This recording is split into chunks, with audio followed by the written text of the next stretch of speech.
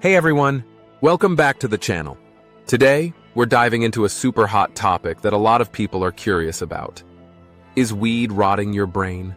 With cannabis becoming more mainstream, legal in many places, and a big part of pop culture, there's a lot of debate about how it affects your brain. Is it harmless? Or is it doing serious damage without you even realizing it? Stick around because we're going to break down the science, bust some myths, and give you the real facts about what's happening up here when you light up. And make sure to stay till the end because there's one fact about weed that might surprise you. Section 1. How does weed affect the brain? First, let's talk about how weed actually affects your brain when you use it. The active ingredient in cannabis that gets you high is called THC, and it acts on something called the endocannabinoid system in your brain. This system plays a role in things like memory, pleasure, and even your coordination. When THC enters your system, it binds to receptors in your brain, especially in areas like the hippocampus, which controls memory, and the cerebral cortex, responsible for thinking and decision-making. That's why when you're high, things might feel slower, your memory gets fuzzy, and you feel, well, different. But does this mean weed is rotting your brain? Well, it's not that simple. Let's break it down. Section 2. Short-term versus long-term effects. So what's the difference between short-term and long-term use?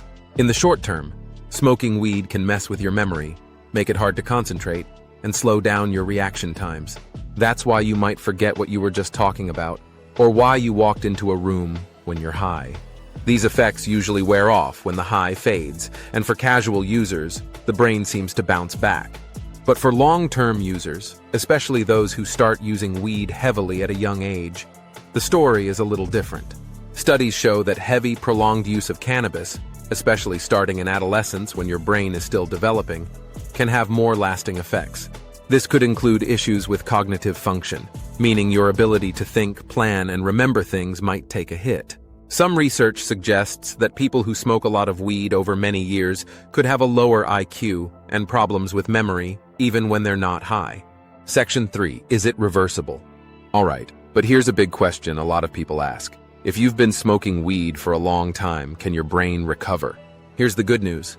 For most people, some of the negative effects are reversible. If you stop or cut down on your cannabis use, studies show your brain can start to heal, especially when it comes to things like memory and focus. In fact, the brain is pretty amazing at bouncing back if you give it a break. However, the younger you start, the more potential long-term damage you might be facing. That's why experts say teenagers should be especially cautious when it comes to using weed. Section 4. Weed and mental health. Now let's talk about mental health, because this is where things get even more complicated. There's growing evidence that heavy cannabis use can be linked to mental health issues like anxiety, depression, and even psychosis in some people. Some studies suggest that if you're predisposed to mental health issues, especially things like schizophrenia, using weed could trigger symptoms or make them worse. But again, this isn't the case for everyone. For many people, especially those who use it in moderation, weed doesn't seem to have such extreme effects on mental health. In fact, some people use it to treat anxiety or depression. The key is knowing how it affects your brain and being aware of any negative changes in your mood or thinking. Section 5. Is weed really rotting your brain? So is weed actually rotting your brain? Here's the bottom line. For most casual users, especially adults, moderate cannabis use doesn't seem to cause permanent brain damage.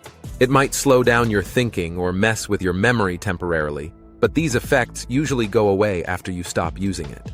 That said, heavy, long-term use, especially in teenagers or people whose brains are still developing, can have more lasting effects on cognition, memory, and even mental health. If you're using weed regularly and you're noticing changes in your ability to concentrate, think clearly, or remember things, it might be time to take a break and let your brain reset. So is weed rotting your brain? Probably not if you're using it in moderation. But if you're smoking a lot or started at a young age, it's worth thinking about the potential long-term effects. As always, listen to your body and your brain. And if you feel like your mental sharpness is slipping, it might be time to reevaluate your relationship with cannabis.